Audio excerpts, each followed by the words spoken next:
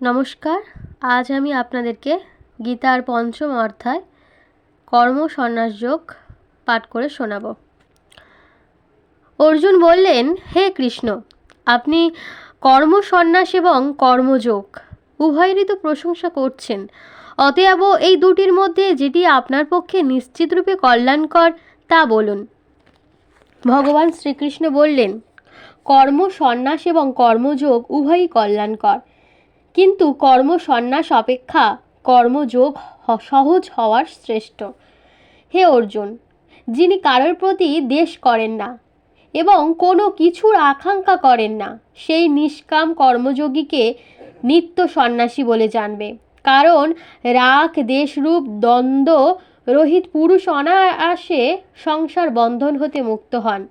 মূর্খ ব্যক্তিগণ উপরিউক্ত সন্ন্যাস ও কর্মযোগকে পৃথক ফল প্রদানকারী বলে থাকে। পণ্ডিতেরা তা বলেন না, কারণ দুটির মধ্যে একটি সম্যকভাবে স্থিত পুরুষ উভয়েরই ফলস্বরূপ একই পরমাত্ম তত্ত্ব প্রাপ্ত হন। জ্ঞানযোগী যে পরম ধাম লাভ করেন, কর্মযোগীও সেই ধাম প্রাপ্ত হন। তাই যিনি জ্ঞানযোগ ও কর্মযোগকে ফলরূপে অভিন্ন দেখেন, তিনি যথার্থদর্শী। কিন্তু হে অর্জুন, নিষ্কাম কর্মযোগ ব্যতিরেকে সন্ন্যাস অর্থাৎ মন, ইন্দ্রিয় এবং শরীরের দ্বারা করা সমস্ত কর্মে কর্তৃত্ব ত্যাগ করা কঠিন এবং ভগবৎ স্বরূপ মননকারী নিষ্কাম কর্মযোগী পরম ব্রহ্ম পরমাত্মাকে শীঘ্রই লাভ করেন। যার মন বশীভূত, যিনি জিতেন্দ্রিয়, বিশুদ্ধ চিত্ত ও সর্বপ্রাণীর আত্মারূপ পরমাত্মাই, যার আত্মা স্বরূপ এইরূপ নিষ্কাম কর্মযোগী কর্ম করলেও তাতে লিপ্ত হন না। তত্ত্বদর্শী সাংখ্যযোগী দর্শন, শ্রবণ, স্পর্শন, ঘ্রাণ, ভোজন, গমন, নিদ্রা, নিঃশ্বাস গ্রহণ, কথোপকথন, মল মূত্রাদি ত্যাগ, গ্রহণ, চক্ষুর উন্মেষ এবং নিমেষ ইত্যাদির কার্যে ইন্দ্রিয়গণ স্ব বিষয় সমূহে প্রবর্তিত। এইরূপ বুঝে নিঃসন্দেহে মনে করেন যে আমি কিছুই করি না। যিনি সমস্ত কর্ম পরমাত্মার অর্পণ করেন এবং আসক্তি ত্যাগ করে কর্ম করেন, তিনি জলে পদ্ম পর্তের ন্যায় পাপে লিপ্ত হন না। নিষ্কাম কর্মযোগী ইন্দ্রিয়, মন, বুদ্ধি এবং শরীরের প্রতি মমত্ব বুদ্ধি রহিত হয়ে আসক্তি ত্যাগ করে চিত্তশুদ্ধির নিমিত্ত কর্ম করেন। নিষ্কাম কর্মযোগী কর্মফল ত্যাগ করে অবিচল শান্তি মানে ভগবৎ প্রাপ্তি লাভ করেন, আর সকাম ব্যক্তি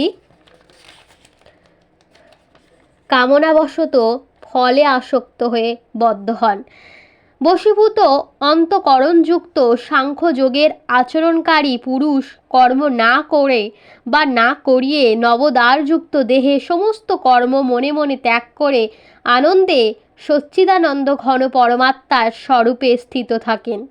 কারণ পরমেশ্বর মানুষের কর্তৃত্ব কর্ম বা কর্মফল প্রাপ্তি সৃষ্টি করেন না, কিন্তু স্বভাবই প্রবর্তিত হয়। সর্বব্যাপী পরমাত্মা কারোর পাপ বা পুণ্য গ্রহণ করেন না, কিন্তু অজ্ঞানের দ্বারা জ্ঞান আবৃত থাকায় মানুষ মোহগ্রস্ত হয়।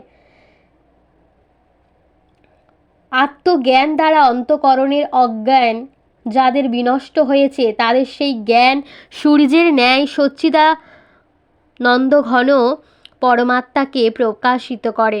যাদের মন তাতে নিবিষ্ট, যাদের বুদ্ধিও তাতে স্থিত এবং যারা সেই সচ্চিদানন্দ ঘন পরমাত্মায় নিরন্তর একাকীভাবে অবস্থান করেন, সেই তত্ত্ব পরায়ণ ব্যক্তিগণ জ্ঞানের দ্বারা পাপ রহিত হয়ে অপুনরাবৃত্তি অর্থাৎ পরম গতি প্রাপ্ত হন।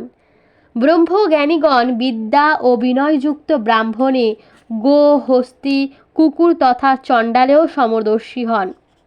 যাদের মন সমভাবে অবস্থিত, তারা জীবিত অবস্থায় সংসার জয় করেছেন। কারণ সচ্চিদানন্দ ঘন পরমাত্মা নির্দোষ এবং সম, তাই তারা সেই পরমাত্মাতেই অবস্থান করেন।